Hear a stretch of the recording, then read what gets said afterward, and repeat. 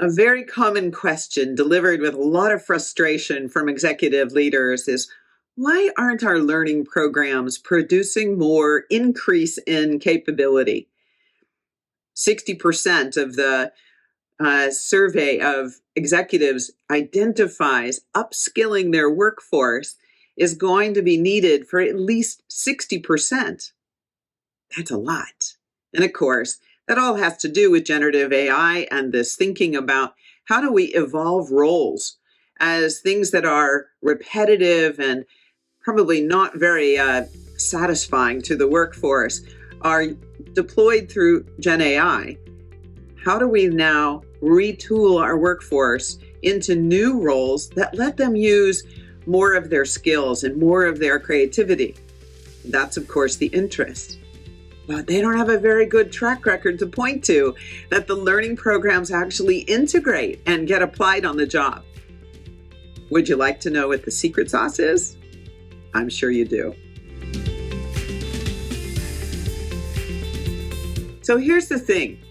The very common mistake we make is that knowing what to do better and choosing to use that knowledge are completely different domains of experience for all of us. It doesn't matter what level of the organization.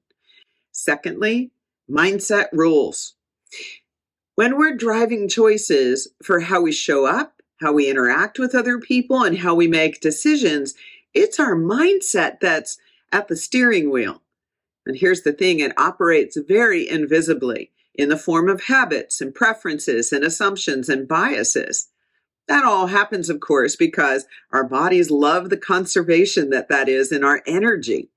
Only the environment is changing so rapidly and so continuously that operating out of habit and preference will always cause us to hit a brick wall and have to back up and look again. Well, gee, that doesn't make a lot of sense. The third thing here is we need to stimulate motivation to apply the new learning. And all too often, organizations do that through external or extrinsic rewards. And that might create moments of brilliance, like getting to go to dinner with the CEO or being part of a rewards trip.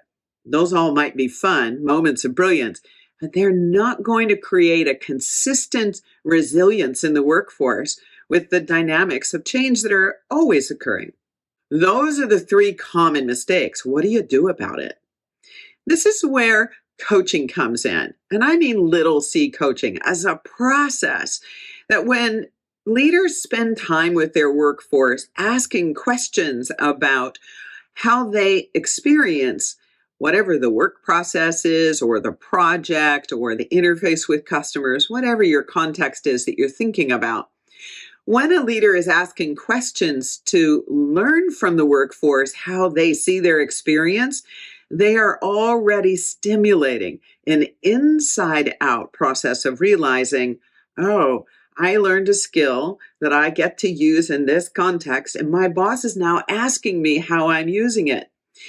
That leader has just raised the priority and the focus of attention for that person to take that learning and apply it on the job to produce a better result. So, curiosity to learn. That's the very first thing you want to do to combat making knowing to do what to do better turned into using that knowledge to create something as a different result. The mindset's a little trickier. Because it's invisible, the only way that we are able to alter someone's motivation for how they show up and interact and make decisions is to ask them about it. So now it's curiosity, but in a much more personal way. What is it that you find in your habits is working really well for you? It's a great way to acknowledge strengths and connect it to the learning. What did you learn in that class that you're using with that strength? And how is it showing up in your results?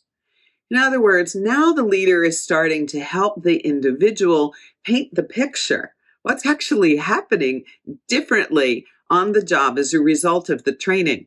So you're building intrinsic value for having been a learner because my boss is actually paying attention to what's going on now that I'm on the other side of the learning. And then, of course, there is the intrinsic reward.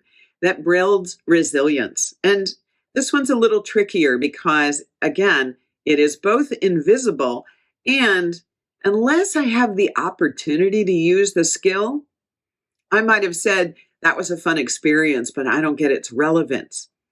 This is where coming back to a leader's job always is to make sure that they've cast a compelling vision, that they've created a bright North Star for people, that it helps them to connect the dots. This is my role, my scope of role. This is what's upstream and downstream from my role, the people that I interface with. And when I have this new skill, my role contributes 10x better, or some measure, some metric by which the person, the employee, can connect between why you invested in that particular training and what it means for the business and therefore for their own role and their sense of success on the job. Yes, that's a lot more complicated, but it all begins with a leader being consistent in communicating about that compelling vision, why it takes us to the North Star, and how each person who you've put through training will be more successful in reaching that North Star because they've applied the learning on the job. Everybody wants to be part of a winning team, and it's a leader's job to show every employee how to do that and why they've been invested in for that training that they just attended. You'll notice YouTube is going to present some great additional content following this video, so we'll see you there.